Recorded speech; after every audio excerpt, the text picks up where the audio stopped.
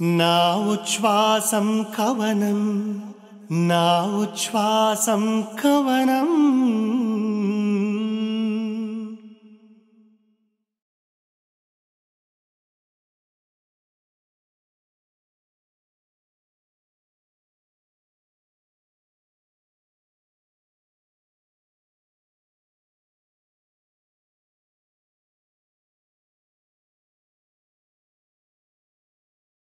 నమస్కారం. శ్రీ డెవలపర్స్ నా ఉచ్ఛ్వాసం కవనం powered by University of Silicon Andhra Manabadi Delta Srihari Panchatulasi, co sponsored by LIC of India, Pratibha Biotech Private Limited. ఈ కార్యక్రమంలో ఈ సంచికకు మీకు సాదర స్వాగతం. ఇవాల్టి మన అతిథి ఒక పేరెన్నికగన్న వైద్యుడు, సిరివెన్నెల గారికి అత్యంత ఆప్తుడు కూడా.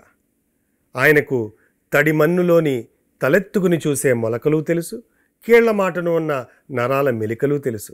అన్నదాత కుటుంబం నుంచి వచ్చి ప్రాణదాతగా ఎదిగిన ఆయనే డాక్టర్ గురవారెడ్డి గారు.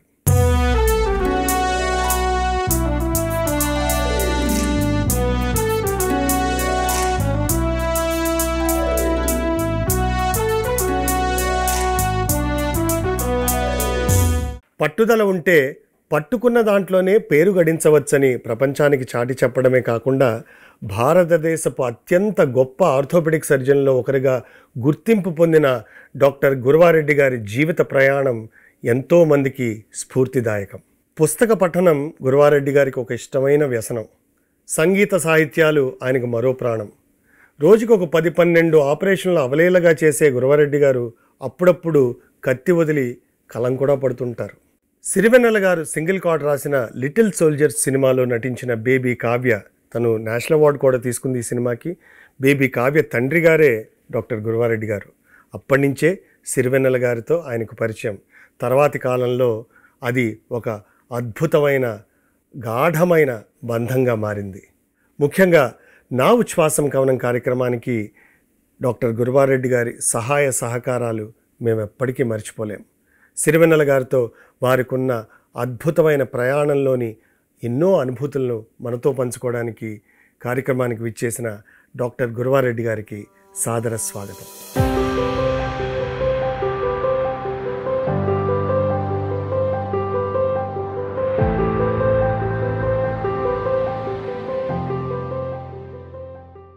నమస్కారం గురవయ్య శాస్త్రి గారు. నమస్కారం పార్థు. ఎందుకు ఇలా అన్నాననే విషయం ప్రేక్షకులకి సరే చెప్తారు. సో వెల్కమ్ టు నా ఉచ్ఛ్వాసం కవనం. ఈ ప్రయత్నం గురించి మీకు తెలిసిందే. ఒక రకంగా మీ అండదండలతోనే మొట్టమొదటి నుంచి ఈ కార్యక్రమాన్ని ఇంత నిర్విఘ్నంగా కొనసాగిస్తూ ఉన్నాం. Thank you for everything, not just for your time in this show, but ప్రతి ఒక్క అడుగులోనూ మీరు మా వెనకాల కాకుండా మా ముందుండి నా ఉచ్ఛ్వాసం కవనం అనే కార్యక్రమం ఇంత దిగ్విజయంగా నడవడానికి మీరు మూల సూత్రధారులు. Thank you very much for everything. అది చాలా చాలా పెద్ద మాటలు పార్దు. రాముడు వారధి కట్టేటప్పుడు ఉడత సాయం, చిన్న ఉడత, నేనంతే. ఇది వారధి, రామ వారధి లాంటి ప్రయత్నం ఇది. సో అలాంటి గొప్ప ప్రయత్నాన్ని నువ్వు, ఇదిగో మా రాము ఇద్దరు తీసుకోవటం. అందులో మన ఇద్దరికి ఆల్రెడీ యూట్యూబ్లో బోల్డ్ అభిమానులు ఉన్నారు. మనం బాలుగారి ఇది చేస్తాం. సో నిజంగా ఇది నా అదృష్టం, నా పూర్వజన్మ సుకృతం అంతే. ఇలాంటి మంచి ప్రోగ్రామ్కి రావటం, పాలు పంచుకోవటం. అంటే వైద్యులు, ఫర్ దట్ మ్యాటర్ వివిధ రంగాల్లో నిష్ణాతులైన వ్యక్తులు చాలామంది ఉంటారు.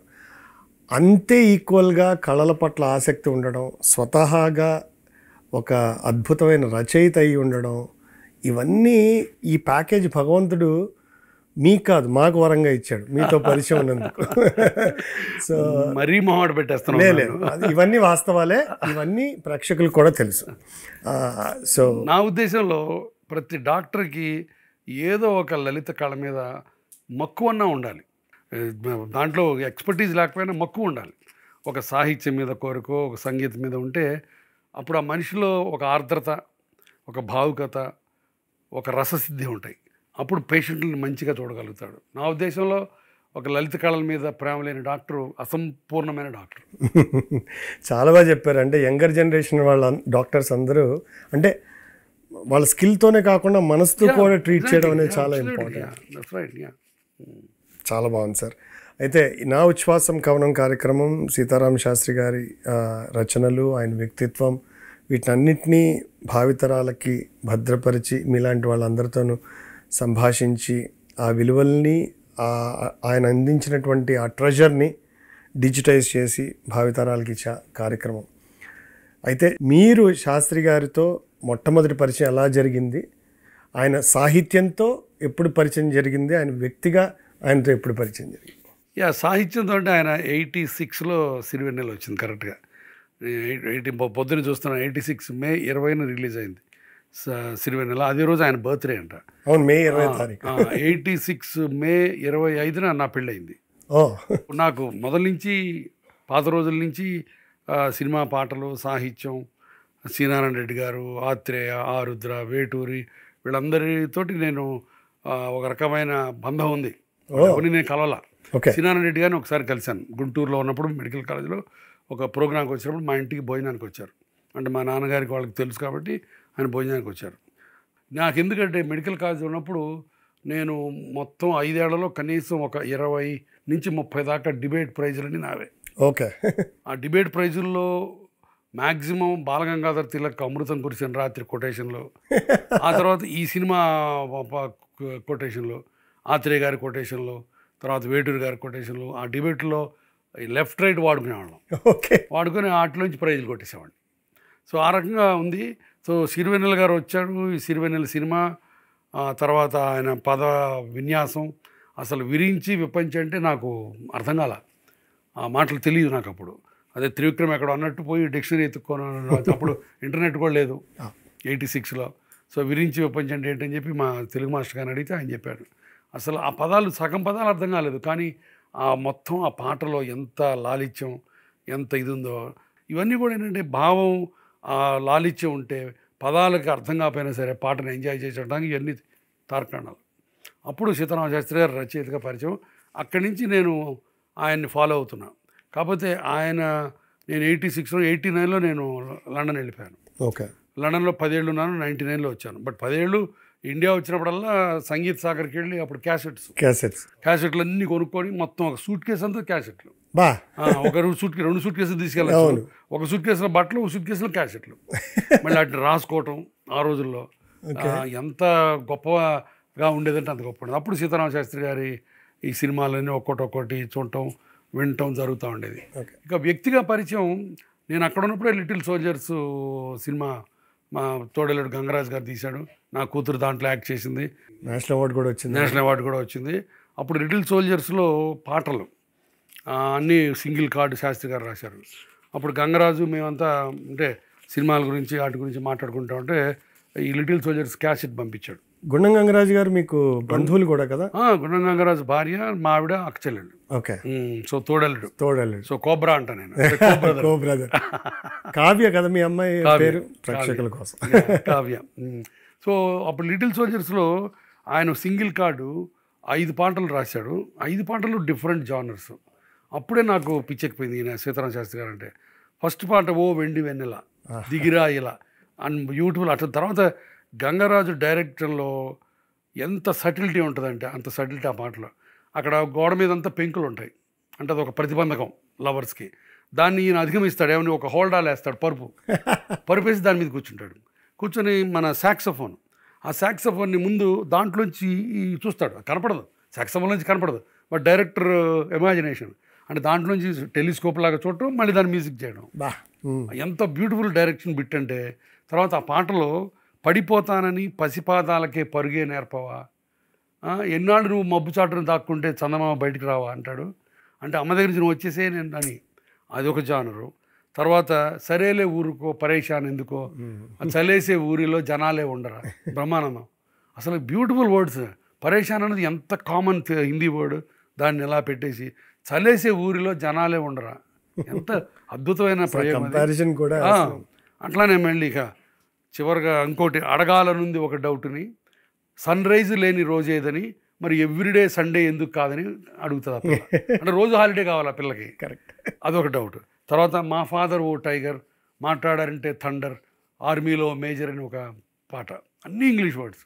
ఇక చివరిలో I'm a little girl said my old teacher, అది ఇక ఇప్పటికీ అది రిలీజ్ అయ్యి 30 ఏళ్ళు, ఇప్పటికీ నా కూతుర్ని ఎక్కడికి వెళ్తే వాళ్ళ పిల్లలు వాళ్ళ మనవరాళ్ళు ఆ పాట పెట్టింది అన్నం తింటారంట. అంత పాపులర్ ఆ పాట. కావ్య ఎప్పుడు మిమ్మల్ని అడగాలని డౌట్, నేను స్కూల్ ఎగ్గొట్టడానికి ట్రై చేయలేదా? అంత నాటిగా అడగల, ఎప్పుడు ట్రై చేయలేదా? అంత నాటిగా అడగల. సో ఆ సినిమాలో ఆయన ఆ సింగిల్ కార్డ్ తోటి నా మనసులో పీటేసుకున్నాడు ఆయన. వేటూరు గారు, సినారెడ్డి గారు బాగా ఇష్టం నాకు. ఈయన తర్వాత ఆ తర్వాత ఇండియా వచ్చిన తర్వాత ఒకసారి మా బ్రదర్ గంగరాజ్ తీసుకెళ్ళాడు ఒకసారి, అప్పుడు బాగా పరిచయం అయింది. అప్పటి నుంచి సంగో ఆయనకి బాగా ఇష్టపడ్డాం.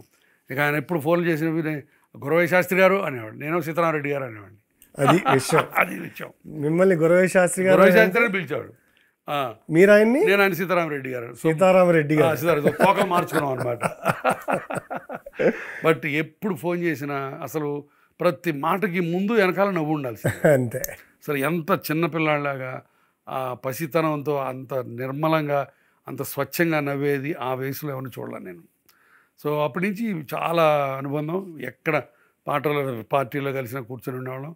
1-2 సార్లు నేను ఆయన ఇంటికి వెళ్ళాను. రాత్రి ఆయన అర్ధరాత్రి స్వతంత్రం సెట్టింగ్స్లో 1-2 సార్లు. ఒకసారి బ్రదర్ గంగరాజ్ తోటి వెళ్ళాను, ఇంకోసారి ఒక్కడిని వెళ్ళాను. ఆ రోజు 3-4 గంటలు కూర్చొని నేను ఒక్కడిని వెళ్ళిన రోజు జగమంత కుటుంబం నాది పాట గురించి 3 గంటలు చెప్పాడు ఆయన. ఆ రోజు నేను నా పక్కన ఇంకెవరో వచ్చారో మర్చిపోయాను. అమెరికా నుంచి ఎవరో ఫ్రెండ్ వస్తే ఆయన తీసుకొని వెళ్ళాను కలవడానికి. సో అంత ఇది. తర్వాత ఆ చివరిలో ఆయన ఇంకా కనీసం 3-4 నెలలకు చనిపోతాడు అనగా ఈ పుస్తకాలు 12 వాల్యూమ్స్ పంపించాడు ఆ డ్రైవర్ తోటి. ఇవి మీకు పంపించారు. ఒకరోజు నేను ఇంట్లో ఉంటే డ్రైవర్ వచ్చాడు, వచ్చి ఎవరైనా శాస్త్రి గారు పంపించారని. ఏం నాకు తెలియదు అసలు ఎందుకు, ఏ కాంటెక్స్ట్ అని. ఇది పంపించిన 1 అరగంటగా ఆయన ఫోన్ చేశాడు, గురవయ్య శాస్త్రి గారు మన ఇద్దరం కలిసి ఒక ప్రోగ్రాం చేద్దాం, గురవయ్య శాస్త్రికి ఇష్టమైన సీతారామరెడ్డి రాసిన గురవయ్య శాస్త్రికి ఇష్టమైన పాటలు దాని పేరు అని అన్నారు. నేను మనసులో పెట్టుకొని అబ్బో ఖచ్చితంగా సార్ నేను ఒక 100 పాటలు చేస్తాను, 100 పాటలు బుక్ ఒకటి వేద్దాం అన్నాను నేను. అన్నారు. బట్ ఈ లోపల మనం వీఆర్ అన్ఫార్చునేట్.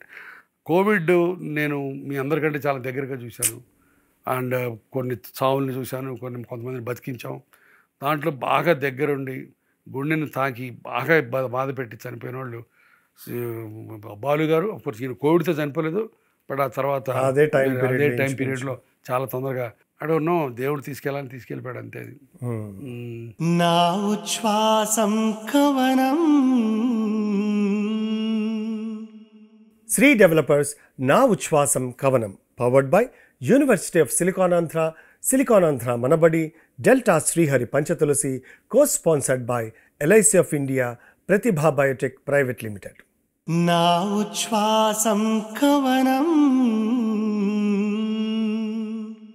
తర్వాత నాకు గంగరాజుతో పాటు గంగరాజు తీసిన సినిమాలు, గంగరాజు తీసిన టెలిసీరియల్స్ అన్నిటికీ 90% ఈయన రాశాడు. అవును, అమృతం సీరియల్కి అసలు ఎంత బ్యూటిఫుల్గా రాశాడు. అది మొత్తం సింపుల్, రోజు కావాల్సిన ఇన్స్పిరేషను.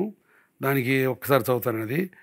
అది ఒరే ఆంజనేయులు తెగ ఆయాస పడిపోక చాలు, మనం ఈదుతున్నాం ఒక చెంచాడు భవసాగరాలు, కరెంటు రెంటు ఎక్సెట్రా మన కష్టాలు, కర్రీలో కారం ఎక్కువైతే కన్నీళ్ళు, నైట్ అంతా దోమలతో ఫైటింగే మన గ్లోబల్ వారు, భారీగా ఫీల్ అయ్యే టెన్షన్ పడకు గోలీమార్.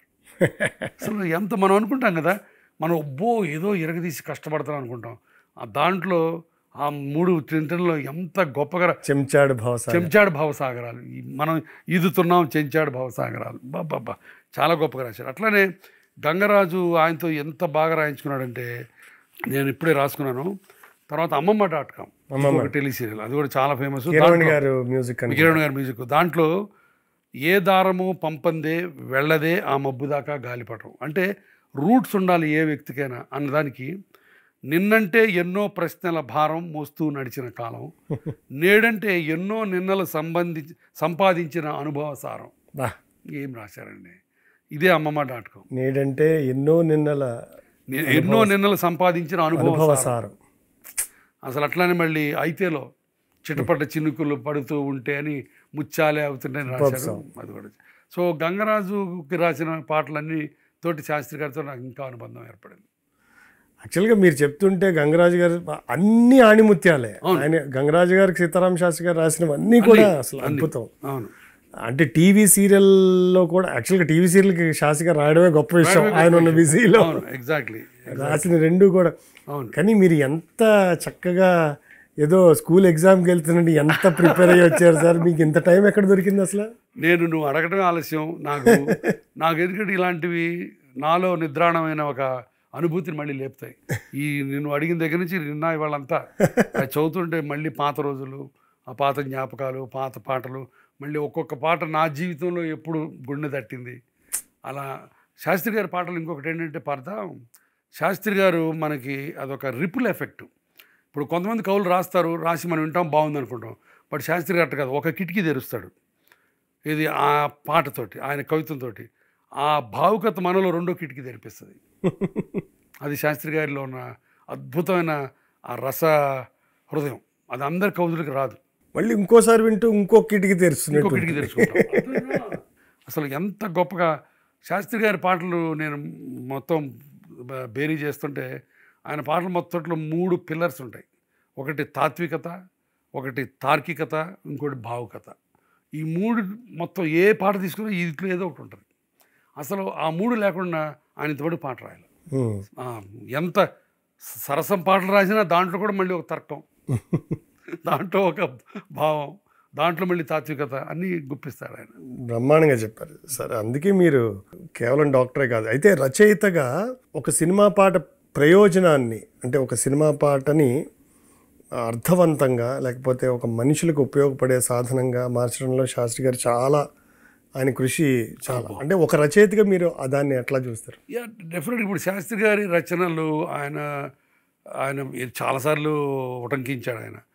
ఆయన ఏమన్నాడంటే, నా పాట ఎవరి క్రచెస్ లేకుండా, అంటే ఒక సంగీతం క్రచ్చి, ఒక పాట పిక్చరైజేషన్ క్రచ్చి, ఒక సింగర్ క్రచ్చి, ఈ చేయూతలు లేకుండా నా పాట నా కాళ్ళ మీద నిలబడాలి అని ఆయన మొదటి నుంచి అనుకున్నాడు, అది సాధించాడు. అందుకని ఆ పాట చూడండి, ఇప్పుడు నేను ఏమి పల్లవులు లేవు, ఏమి లేవు, నేను ఒక్కొక్క పదం చెప్తుంటే గుండెలో గుచ్చుకుంటే దానికి ట్యూన్ అక్కర్లా, అంత గొప్ప కవిత్వమైంది. అది నాకు చాలా నచ్చింది దాంట్లో. ఎందుకంటే కొన్ని పాటలకి పల్లవులు ఉండాలి, మ్యూజిక్ సెట్ అవ్వాలి, పిక్చరైజేషన్ ఉండాలి. ఈయనకి అసలు ఏం అక్కర్లా. ఎంతెంత అనామకమైన సినిమాలు ఉన్నాయి పార్త, నేను చూస్తుంటే నువ్వు అసలు ఇన్ని కూడా ఉండవు. అలాంటి సినిమాల్లో జంప్స్ అంతే. అది ఇంకోటి శాస్త్రి గారిలో నాకు చాలా నచ్చింది ఏంటంటే ఆయన వ్యక్తిత్వం. పార్త అందరూ చెప్పిందే. నేను అంటే హైదరాబాద్ వచ్చిన తర్వాత ఈ 25 ఏళ్లలో అందరి కళాకారులతోటి, పెద్ద పెద్ద కళాకారులతోటి, థ్యాంక్స్ టు వరప్రసాద్ రెడ్డి గారి పరిచయం, అందరితోటి సాన్నిహిత్యం ఉంది నాకు. కొంతమంది కళాకారుల్ని దూరంగా ఉండి చూస్తేనే బెటర్. అంటే విత్ డ్యూ రెస్పెక్ట్, వ్యక్తిత్వంగా వాళ్ళు దగ్గరికి వెళ్ళినప్పుడు ఇంప్రెస్ చేయరు, చాలా యావరేజ్గా ఉండిపోతారు. వ్యక్తిత్వంలో అంత మేరు శిఖరం ఎక్కి, కళ్ళలో కూడా అంత మేరు శిఖరం ఎక్కిన వ్యక్తులు నాకు చాలా తక్కువ మంది కనపడ్డారు. దాంట్లో శాస్త్రి గారు ఒకడు, బాలు గారు ఒకడు, బాపు గారు ఒకడు, ముళ్ళపూడి రమణ గారు ఒకడు ఇమీడియట్గా గుర్తొస్తున్నాయి వ్యక్తుల పేర్లు. ఎందుకంటే ఈయన అసలు ఎక్కడ కాంప్రమైజ్ అవ్వలేదు. ఆయన వాల్యూస్ కానీ, ఆయనది కానీ, వ్యక్తిగా ఎంతమందిని ఆయన పాటలు, చంద్రబోసు, సుద్దాల, వీళ్ళందరూ ఆయన వాళ్ళు రాసిన పాటల్ని ఈయన ఫోన్ చేసి 2 గంటలు 3 గంటలు ఆ పాటని అప్రిషియేట్ చేయడం, అది ఎక్కడ జరగదు. అంటే ఆయన అవతల వ్యక్తిలో ఉన్న ప్రతిభని, కవిత్వాన్ని గమనించి దానికి సానబెట్టాడు. సో వ్యక్తులతో అనవసరం. ఆయన మంచి పాట ఎక్కడి నుంచి వచ్చిందని ఎవరు చేస్తారు పార్ది ఈ రోజుల్లో?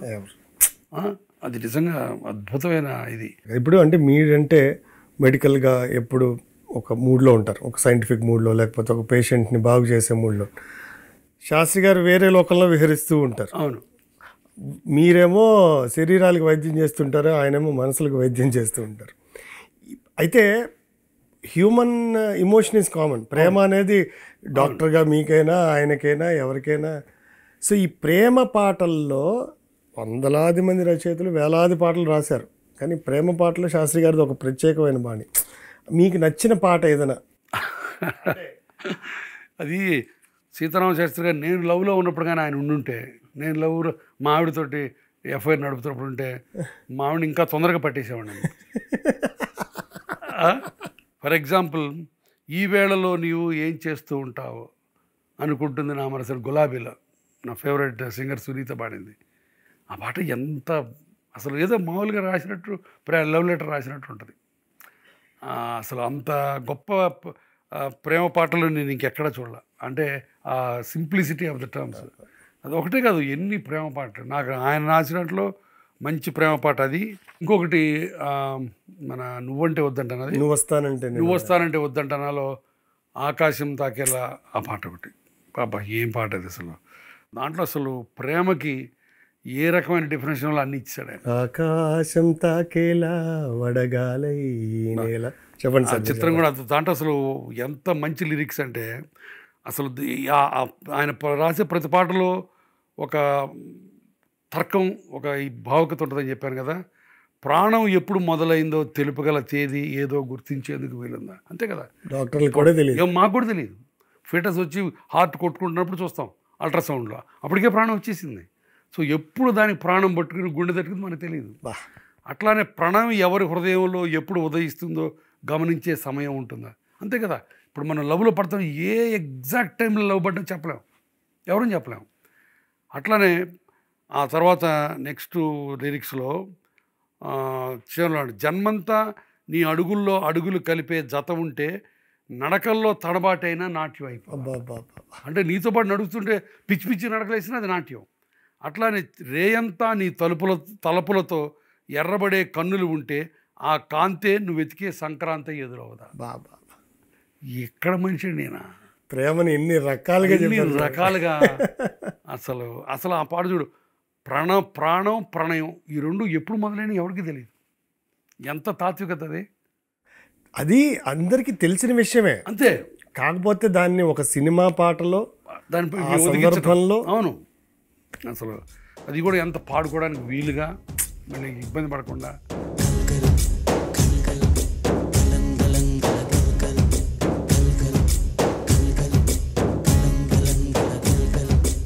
ఆకాశం తాకేలా వడగాలై ఈ నేల అందించే ఆహ్వానం ప్రేమంటే, ఆరాటం తీరేలా బదులిచ్చే గగనంలా వినిపించే తడిగానం ప్రేమంటే, అణువణువును మీటే మమతల మౌనం పద పదమంటే నిలవదు ప్రాణం, ఆ పలుకే ప్రణయానికి శ్రీకారం. దాహంలో మునిగిన చిగురుకు చల్లని తన చెయ్యి అందించి స్నేహంతో మొలకెత్తించే చినుకే ప్రేమంటే, మేఘల్లో నిద్దురపోయిన రంగులు అన్నీ రప్పించి మాగాణి ముంగిట పెట్టే ముగ్గే ప్రేమంటే.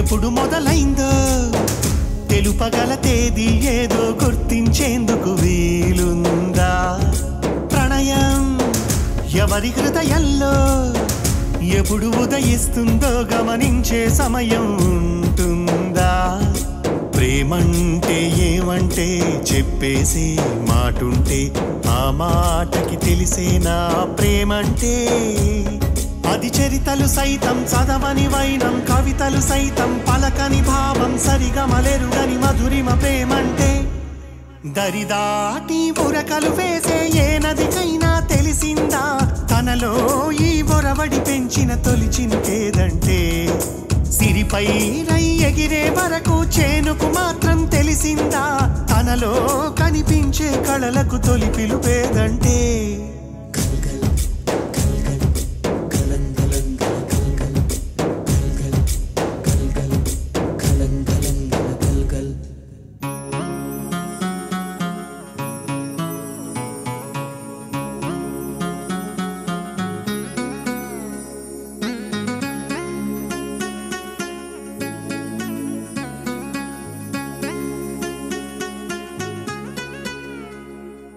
మండే కొలిమి నడగందే తెలియదే మన్ను కాదు ఇది స్వర్ణమంటూ చూపాలంటే పండే పొలము చెబుతుందే పదునుగా నాటే నాగలిపోటే చేసిన మేలంటే తనువంతా విరబూసే గాయాలే వరమాలై దరిచేరే ప్రియురాలే గెలుపంటే తను కొలువై ఉండే విలువే ఉంటే అలాంటి మనసుకు తనంత తానై అడగక దొరికే వరమే వలపంటే జన్మంతా నీ అడుగుల్లో అడుగులు కలిపే జత ఉంటే నడకల్లో తడబాటైనా నాట్యం అయిపోదా రేయంతా నీ తలపులతో ఎర్రబడే కన్నులు ఉంటే ఆ కాంతే నువ్వెతికే సంక్రాంతై ఎదురవదా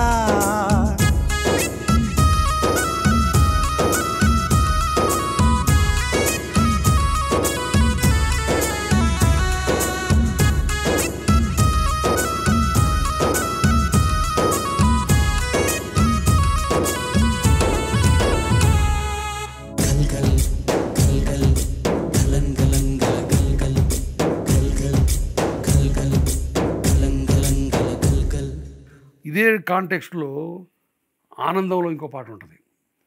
ఎవరైనా ఎప్పుడైనా చూసారా ఈ చిత్రాన్ని అని బ్యూటిఫుల్ సాంగ్. అంటే చీకటి ఉంది, ఎప్పుడు తెల్లవారుతుంది, ఫస్ట్ వెలుతురు రేఖ ఎప్పుడు వచ్చింది ఎవరికి తెలియదు, మనం చూస్తూ ఉంటాం, అలా వచ్చేస్తుంది అది. అది అబ్బా ఆ పాట చిన్న పాట, ఒకే చరణం, ఎంత గొప్పగా రాశాడు. ఇది కూడా ఎంత బాగా చెప్పారు. అంటే అలాంటి పాటలు ఆస్వాదించడానికి కూడా ఒక టేస్ట్ ఉండాలి సార్. నేను అందుకనే ఇప్పుడు ఆయన కొన్ని యూనిక్ ఎక్స్ప్రెషన్స్ ఉన్నాయి ఆయన దాంట్లో, అవి ముందు చదివి తర్వాత మనం ఒక్కొక్క జానర్లో ఒక్కొక్క పాట మాట్లాడదాం. తప్పకుండా సార్. Okay please. ఇప్పుడు ఆయన యూనిక్ ఎక్స్ప్రెషన్స్ కొని, ఇప్పుడు గోల సీన్ అంటావు సినిమా, ఇప్పుడు నేను విన్నావు అది, నేను ఇలా దాంట్లో హనుమంతుడు కాడే ప్రతి కోతి ఒప్పుకోవా మందమతి అంటే వాడు ఒకడు ఎవరు ఎగురుతుంటాడు అనమాట, ఓ నేను ఇరగదీస్తానని. అప్పుడు హీరోయిన్ అంటది, అరే బాబు కోతేశ లేగు, హనుమంతుడు కాడు ప్రతి కోతి, ప్రతి కోతి హనుమంతుడు అనుకుంటాడే. అట్లానే కొంతమంది ఇంటి పేరు కాదురా గాంధీ, మన ఈ కృష్ణవంశీ సినిమా అది మహాత్మా, దాంట్లో గాంధీ గురించి మనందరం అంతే కదా, అంత గాంధీ అంటే ఏదో సర్నేమ్ అనుకుంటున్నారు మనవాళ్ళు, అది ఎంత చక్కగా సెటైర్ వేశాడు చూడు. అట్లానే గళము కొలను కాగా ప్రతి పాట పద్మమేగా, అంతే కదా. అంటే ఈ గంటంలో అది కానీ ఒక నది అయితే ప్రతి పాట పద్మం, నా పాట పంచామృతం, నా పాట అసలు. అట్లానే మనీలో పుట్టడానికి పాడే కట్టడానికి మధ్య అంతా తనే అంది మనీ, పుట్టినప్పుడు డబ్బులు పెట్టాలి, పాడే కట్టేటప్పుడు మళ్ళీ డబ్బులు పెట్టాలి, లేకపోతే అవ్వదు పని. తర్వాత అట్లానే ఇంకొకటి వెంకటేష్ సినిమా నాకు భలే ఇష్టం, ఈ వాడు ఎన్నిసార్లు వాడుకుంటాను.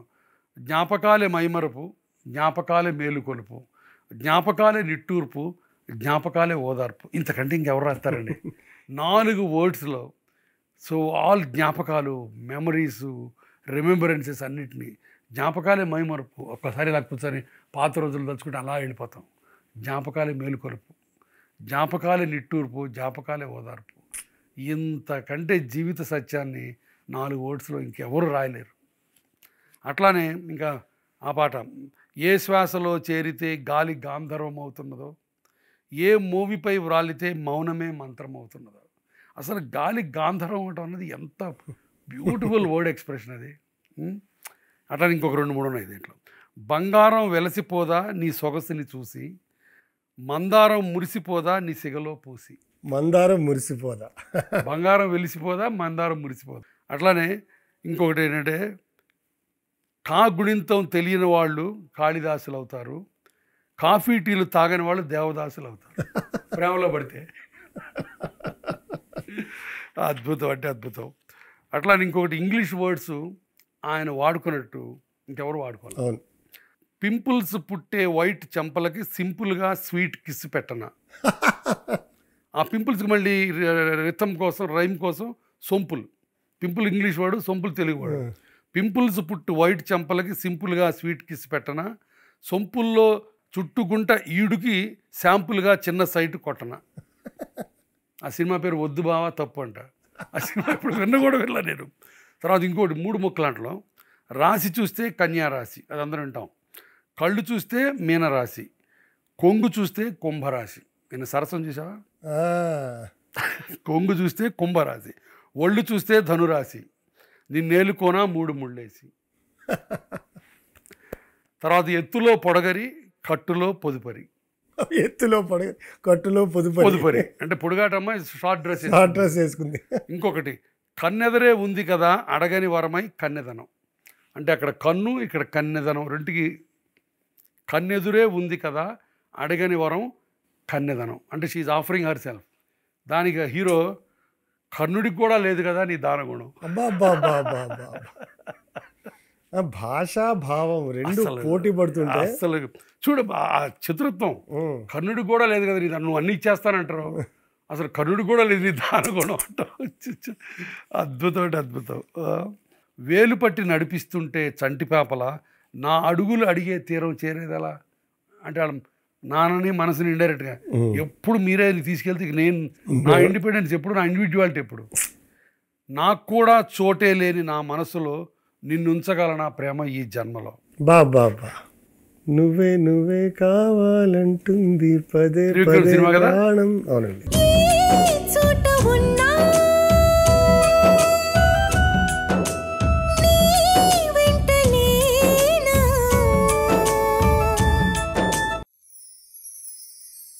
నా ఉచ్ఛ్వాసం కవనం, నా ఉచ్ఛ్వాసం కవనం,